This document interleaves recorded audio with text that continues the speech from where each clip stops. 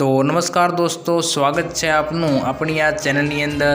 તો દોસ્તો, આજના વિડીયોમાં ખેડૂતોની યોજનાઓ તેમજ વરસાદ તેમજ વાવાઝોડાની આગાહી વિશે વાત કરવામાં આવી છે।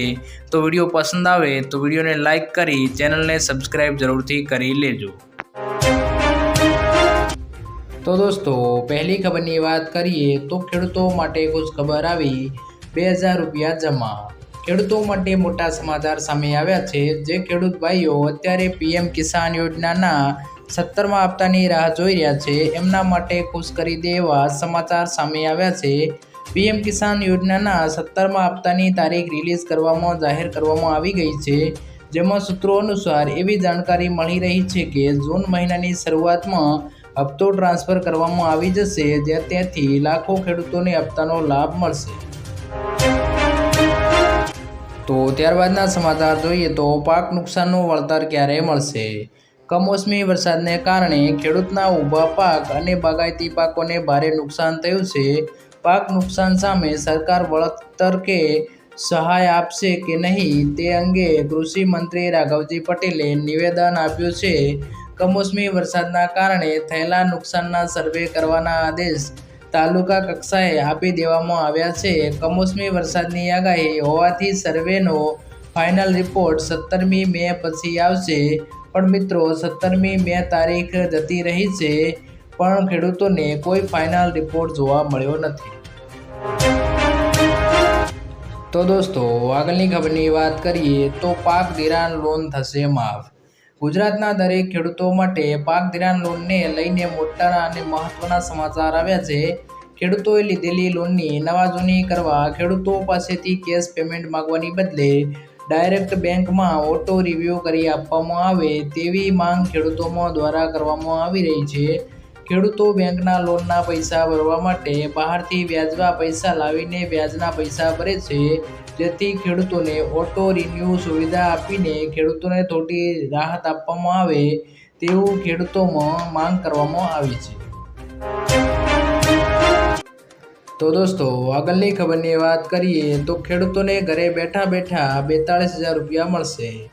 ખેડૂતોને બે યોજનાઓ પીએમ કિસાન યોજના અને પીએમ માનધન યોજનાના રજીસ્ટ્રેશન કરાવેલું હશે તો તેમને વર્ષે 42000 રૂપિયા ખાતામાં બેઠા આવશે। સરકાર પીએમ કિસાન યોજના અંતર્ગત દર વર્ષે 6000 રૂપિયા ખેડૂતના ખાતામાં નાખે છે। ત્યારે કિસાન યોજનાના લાભાર્થી જો પીએમ માનધન યોજનામાં ફોર્મ ભરે છે તો તેમને 60 વર્ષની ઉંમર પછી દર વર્ષે 36000 રૂપિયા મળશે। આમ બંને યોજના થઈને ખેડૂતોને બેઠા 42000 રૂપિયા ખાતામાં ટ્રાન્સફર કરવામાં આવે છે। તો દોસ્તો, આગળની ખબરની વાત કરીએ તો મોદી સરકારનો મોટો નિર્ણય। સરકારે એનએસસી, સુકન્યા સમૃદ્ધિ યોજના અને પીપીએફના વ્યાજ દરોમાં કોઈ ફેરફાર કર્યો નથી। નાણાં મંત્રાલયે જારી કરેલા નોટિફિકેશનમાં કહેવામાં આવ્યું છે કે નાની બચત યોજનાના વ્યાજ દર નાણાકીય વર્ષ 2024-25ના પ્રથમ ત્રિમાસિક ગાળા માટે એટલે કે 1 એપ્રિલ 2024થી 30 જૂન 2024 સુધી યથાવત રહેશે। લોકોને આશા હતી કે આ વખતે સુકન્યા અને પીપીએફના વ્યાજ દરો વધી શકે છે, પરંતુ સરકારના આ નિર્ણયથી આ આશાઓ પર ફટકો પડ્યો છે। તો ત્યારબાદના સમાચાર જોઈએ તો ગુજરાતમાં વાવાઝોડું ત્રાટકશે। હાલમાં જ બંગાળની ખાડીમાં સર્જાયેલું તીવ્ર ચક્રવાત 23 મેથી 27 મે વચ્ચે ઓડિશા, મહારાષ્ટ્ર અને ગુજરાતમાં ત્રાટકે તેવી શક્યતા રહેલી છે। મુંબઈ નૌકાસ્ટના જણાવ્યા અનુસાર આગામી 28 મેની આસપાસ ગુજરાત અને મુંબઈમાં ભારે વરસાદની સંભાવના થઈ છે। મુંબઈ નૌકાસ્ટ એક્સ પર પોસ્ટ કરતાં લખ્યું છે કે ચક્રવાત ચેતવણી બંગાળની ખાડીમાં 23મી મેના રોજ તીવ્ર ચક્રવાતની અપેક્ષા રહેલી છે। 23 મેથી 27 મેની વચ્ચે ઓડિશા, મહારાષ્ટ્ર અને ગુજરાતને અસર કરે તેવી શક્યતા રહેલી છે મિત્રો। તો દોસ્તો, આજના વિડીયોમાં આટલું જ। જો વિડીયો પસંદ આવ્યો હોય તો વિડીયોને લાઇક કરી દેજો।